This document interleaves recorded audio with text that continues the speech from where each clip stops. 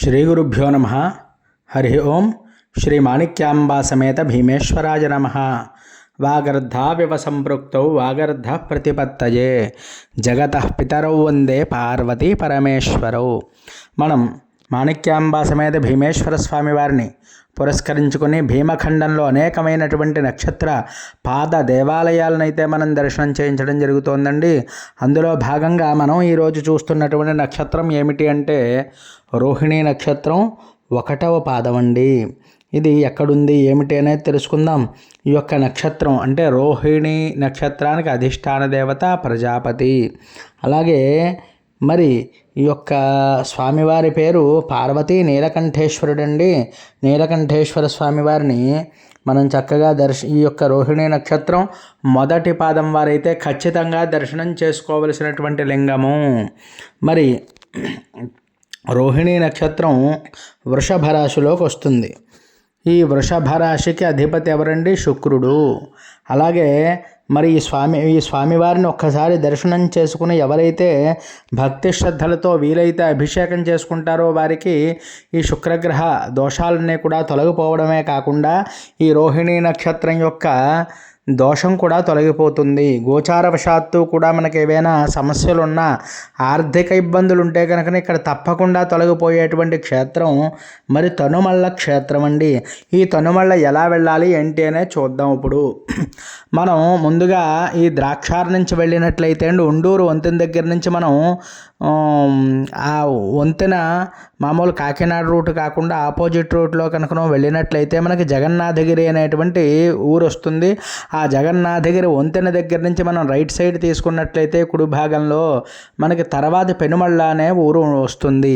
ఆ పెనుమళ్ళ నుంచి తనుమళ్ళ కరెక్ట్గా మనకి 2 కిలోమీటర్లు అయితే దూరంలో మనకి ఈ తనుమళ్ళ అనే గ్రామాన్ని చేరుకోవచ్చు. ఈ ఊరు వెళ్ళడానికి ఎటువంటి బస్సు సౌకర్యాలు అయితే ఏం లేవండి. ఇది వరకు అంటే పెనుమళ్ళ అండ్రంగి బస్సు ఉండేది. అది ఎక్కినట్లయితే మనం పెనుమళ్ళ దాకా మాత్రం వెళ్ళగలం, కానీ తనుమళ్ళ అయితే వెళ్ళలేం. ఇది బాగా లోపలికి ఉంటుంది కాబట్టి అందువల్ల సొంత వెహికల్ ఏర్పాటు చేసుకుని మాత్రమే ఈ దేవస్థానానికి అయితే మనం వెళ్ళగలం.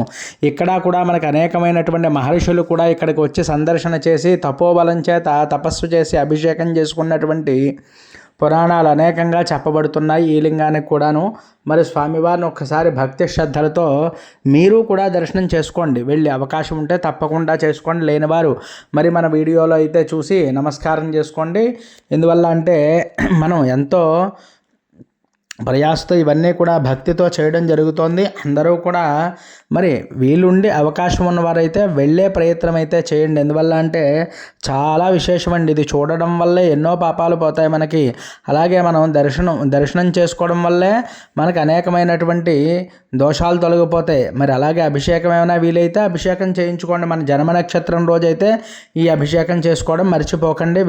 వీలైతే కనుకను ఇందులో చేసుకోవాలి అనేటువంటిది మీ ఇష్టాన్ని బట్టి ఉంటుంది. మేము ఏముంది అంటే వీలు ఉన్న వాళ్ళు ఉంటారు, వీలు లేని వాళ్ళు ఉంటారు కదా. దానికోసం వీలైన వారు చేయించుకోవచ్చు.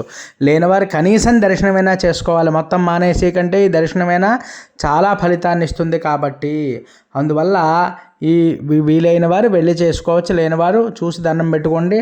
అలాగే రోహిణీ నక్షత్రాయ నమః ప్రజాపతయే నమః అంటూ పంచాక్షరి జపాన్ని తప్పకుండా స్మరణ చేస్తూ ఉండండి. ఈ క్షేత్రానికి వెళ్ళి మరి ఈ వీడియో ఎవరికైనా ఉపయోగపడుతుంది అంటే తప్పక పంపించండి.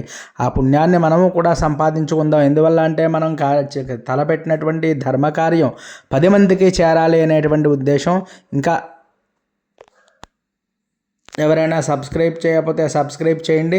ఈ వీడియో మీకు నచ్చినట్లయితే లైక్ చేయండి, కామెంట్ చేయండి. హరి